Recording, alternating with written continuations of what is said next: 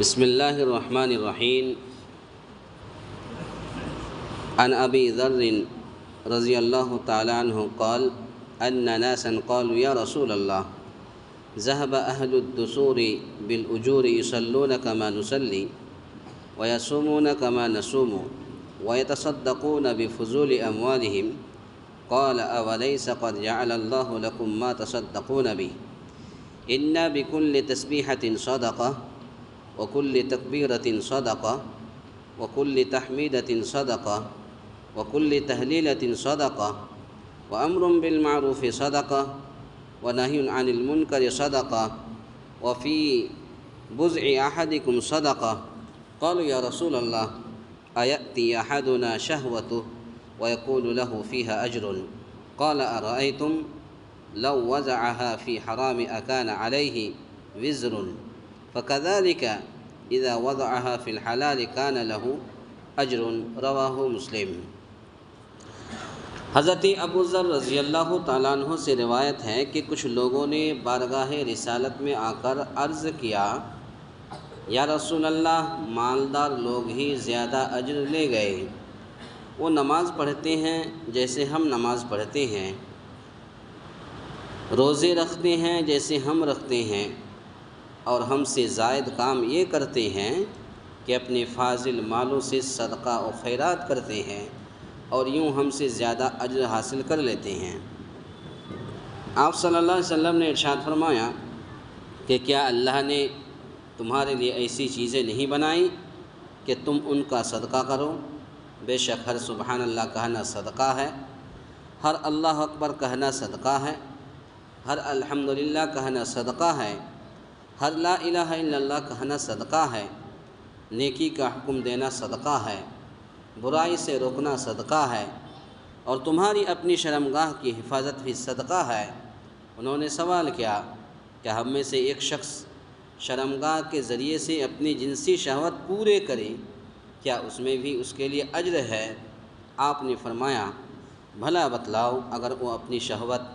حرام جگہ سے پوری بدکاری کرے تو اسے گناہ ہوگا یا یقیناً ہوگا، پس اسی طرح وہ حلال طریقے سے اپنی شہوت پوری کرے گا تو اسے اجر ملے گا. اس حدیث کو امام مسلم رحمۃ اللہ علیہ نے اپنی حدیث کے اندر نقل کیا ہے. اس میں ایک تو صحابہ اکرام رضی اللہ عنہم کے اس جذبے کا بیان ہے جو نیکی کے کاموں میں ایک دوسرے سے بڑھ کر کرنے کا ان کے اندر موجود تھا. صحابہ اکرام کا حال یہ تھا کہ ایک دوسرے سبقت لے جاتے تھے صدقہ و خیرات کرنے میں یا نیکی کے کام میں، بھلائی کے راستے میں، صراط مستقیم کے راستے میں یہ بڑھ چڑھ کر کے حصہ لیتے تھے صحابہ اکرام.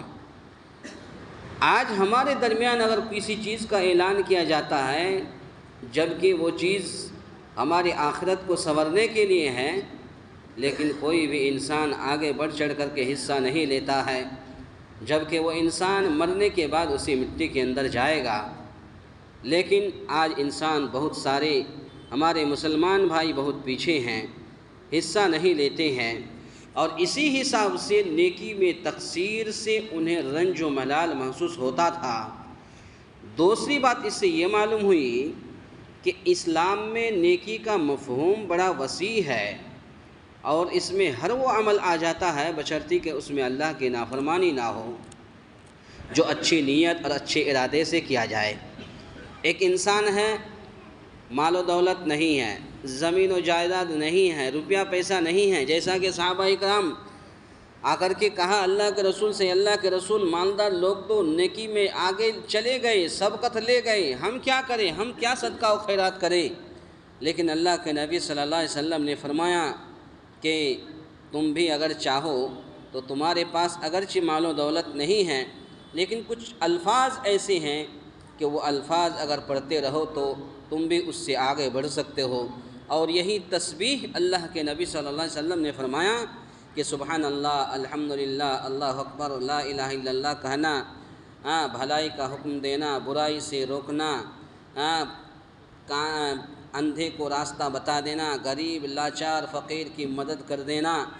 یہ سارے کے سارے کیا ہے؟ یہ صدقہ ہے. انسان اگر اتنا ہی کرے تو اس سے بھی صدقہ کا حق ادا ہو جائے گا، لیکن انسان آج بہت سارے کاموں میں بہت پیچھے ہیں، جبکہ وہ کام وہ آخرت سے ہے،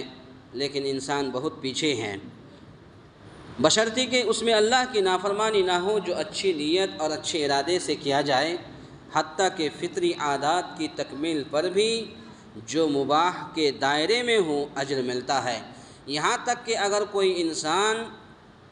ظاہر سی بات ہے، اللہ کے نبی صلی اللہ علیہ وسلم سے صحابہ نے سوال کیا کہ کیا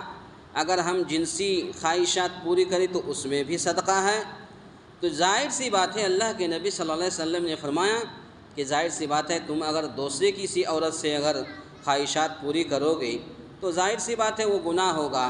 لیکن جب اپنی بیوی سے تم اپنی نفسانی خواہشات پوری کرو گے تو ظاہر سی بات ہے اجر ملے گا، صدقہ ہی صدقہ ہے، صدقہ ہی صدقہ ہے۔ بلکہ اگر مقصود اللہ کی اطاعت اور امتثال امر احکام کی تعمیل ہو تو ترک معصیت بھی فعل طاعت کی طرح باعث اجر ہے۔ اگر اللہ کی اطاعت نافرمانی نہ ہو، ایسا کام جس میں اللہ کی نافرمانی نہ ہو، تو ہر کام وہ جائز ہے جو آپ کو اجر کا ثواب مستحق بن سکتے ہیں، لیکن آج ہم اور آپ پیچھے ہیں، جبکہ صحابہ کرام کا حال یہ تھا کہ وہ نیک کاموں میں، بھلائی کے کاموں میں